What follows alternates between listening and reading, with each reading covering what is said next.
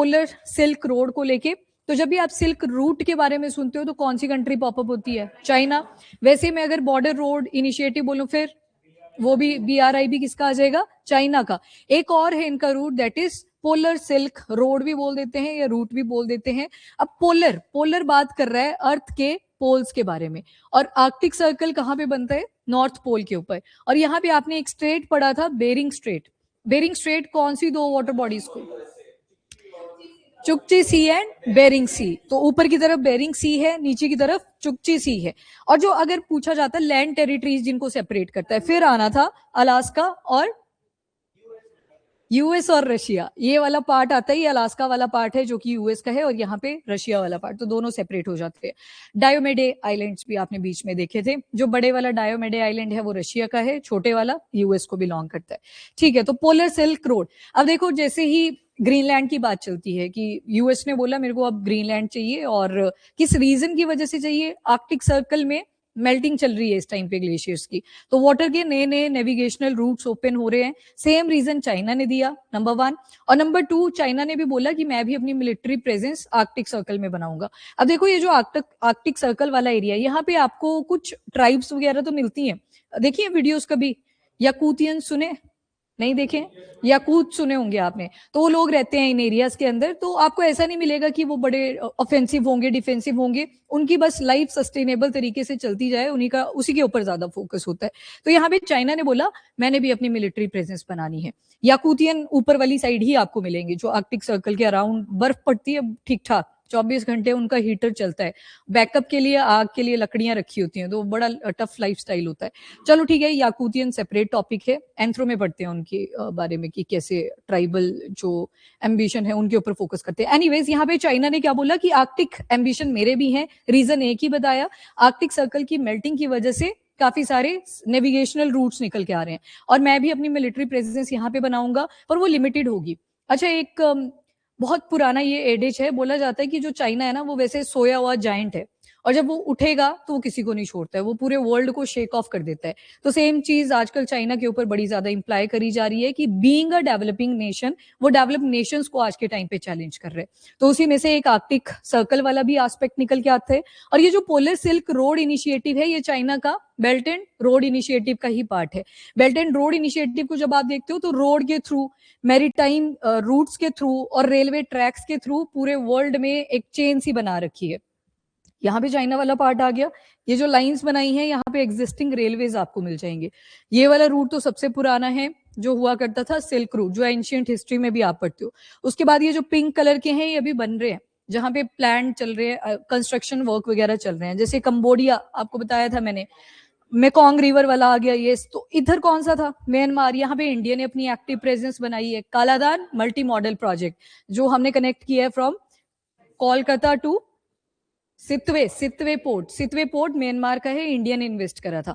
तो उसी तरह से हमने तो चलो थोड़ी बहुत इन्वेस्टमेंट करी, चाइना ने बहुत सारी इन्वेस्टमेंट्स करी हैं, और यूके की टेरिटरी तक ये कनेक्टेड है ऑलरेडी। अब जब तक यूके तक पहुंच गए, उसके बीच में कौन आया? रशिया और चाइना। जब रशिया से पूछा जाता है इंडिया और चाइना, वो ऐसे देखता है सीधा कि यहाँ भी नहीं, यहाँ भी नहीं, मैं मतलब दोनों ही मुझे चाहिए इस टाइम पे।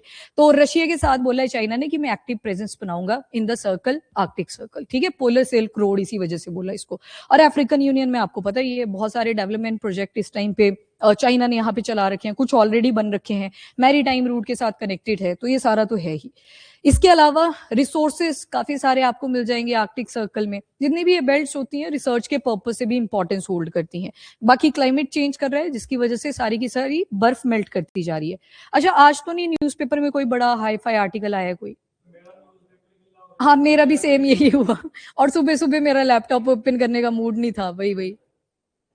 अच्छा, ऑनलाइन है? नहीं, ऑनलाइन तो मेरे पास भी था, पर उसको मन नहीं कर रहा था ओपन।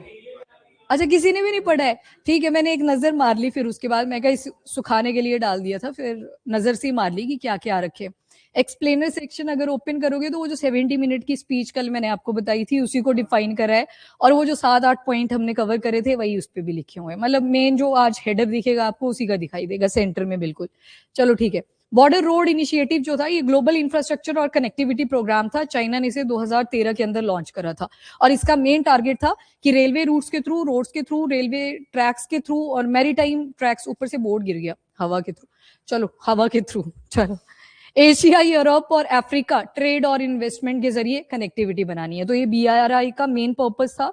और उसके बाद चाइना और रशिया ने मेन फोकस किया आर्कटिक सर्कल के ऊपर। मेल्टिंग जब शुरू होती है और 2018 में चाइना अपनी जो आर्कटिक पॉलिसी है उसको कन्वे कर देता है कि मैंने भी इस रीजन में अपनी प्रेजेंस बनानी है। ये देखो साइंस लिखा हुआ है, रिसर्च एंड डेवलपमेंट के पर्पज से भी इंपॉर्टेंट रहेगा। कई बार हमें ऊपर ना यूनिक से बैक्टीरियाज मिल जाते हैं जिन्हें बोलते हैं आर्के बैक्टीरिया, कि ऐसे बैक्टीरिया जो बड़ी हार्श कंडीशन को भी टॉलरेट कर जाते हैं। हाँ, ठंड में मिल जाते हैं, मतलब सर्वाइव कर रहे होंगे प्रॉपर, तो उन एरियाज में ये मिल जाते हैं। तो वो जो करते नहीं है, ग्लेशियर में हमने पी ठंडी ठंडी बियर और वहां से ग्लेशियर का पानी निकाल रहे होते हैं, कई बार बीमारियां भी आ सकती हैं और यूनिक आएंगी जिसके ऊपर रिसर्च भी नहीं हुई होती है हमारे बाकी एरियाज के अंदर। उसके बाद चाइना का 2030 का गोल है पोलर ग्रेट पावर। तो एक और ग्रेट पावर बनना है कौन से एरिया की, दैट इज पोलर। अब देखो एक क्वेश्चन मार्क और उठता है कि कई बार लगता है कि जो चाइना है काफी यूनिक से इनिशिएटिव लेके आया हुआ है। फॉर एग्जांपल आर्टिफिशियल सन के बारे में आपने पढ़ा था, उसके बाद न्यूक्लियर फ्यूजन फीजन प्रोग्राम इनका जो चलेगा 2030 तक, उसको भी बोल दिया कि वो भी ऑपरेशनल हो जाएगा। फिर आपने रेयर और आर्टिफिशियल जो इनका फ्लोटिंग आइलैंड बनने जा रहा है, जो न्यूक्लियर रेडिएशन को भी टॉलरेट कर जाएगा, शॉक वेव्स को भी टॉलरेट कर जाएगा। तो काफी यूनिक आइडिया चाइना ब्रॉटअप करता है।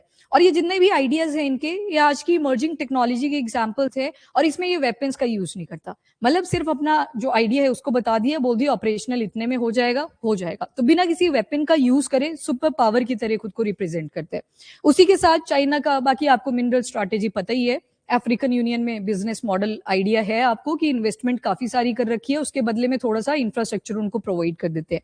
मिनरल्स काफी हैं, रेयर अर्थ एलिमेंट्स, जो 90% प्रोसेसिंग है इस टाइम पे वो कहाँ चल रही है, चाइना में ही चल रही है। जापान ने टैकल करने के लिए डीप सी माइनिंग अपनी अनाउंस कर दी और उसको बोला दुनिया की पहली एक्सपेरिमेंटल। क्यों? क्योंकि वो जो येट्रियम और डिस्प्रोसियम रेयर अर्थ एलिमेंट्स आप देखते हो वो रिजर्व कभी टच ही नहीं हुए, 730-750 साल से वो एज इट इज ही पड़े हुए हैं। तो जापान ने बोला हम भी करेंगे अब डीप सी माइनिंग की जो ड्रिलिंग है। कौन सा आइलैंड था? वेरी गुड, मिनामी तोरिशिमा आइलैंड, ठीक है।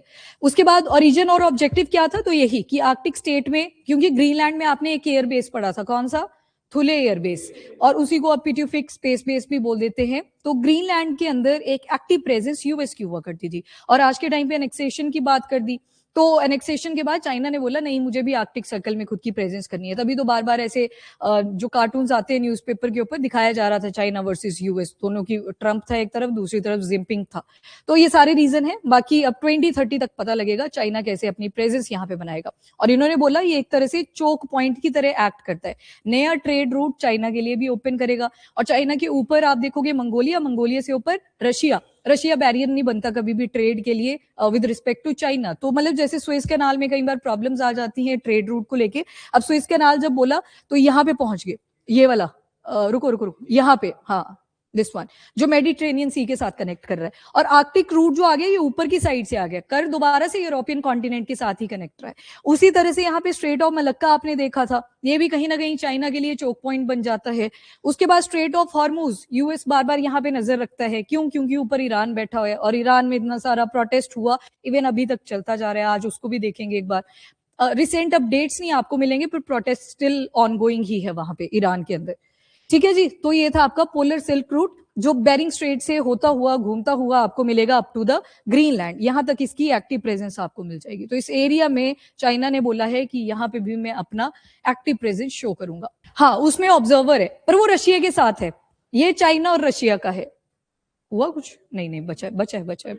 हाँ, जो ऑब्जर्वर बोला है वो रशिया ने बोला है कि जब आर्कटिक सर्कल में नए ट्रेड रूट्स निकलेंगे तो आप हमें ऑब्जर्व करते रहना, चेक रखना। पर वो रशिया और इंडिया का है स्पेसिफिक, ये चाइना और रशिया के कॉन्टेक्स्ट में है। मैंने बोला ना, रशिया से जब पूछा जाएगा इंडिया और चाइना, वो दोनों तरफ को ही रुझाव अपना शो करेगा कि मुझे दोनों ही चाहिए, तो इंडिविजुअल ही इनके साइंस रहते हैं। इसके अलावा आपने G3 भी सुना होगा, G3 या फिर उससे बोला जाता है रिक, RIC, रशिया, इंडिया, चाइना। तो इसी वजह से बोलते हैं, वो हाथ वगैरह भी मिलाए थे उन्होंने जब SCO समिट हुआ था।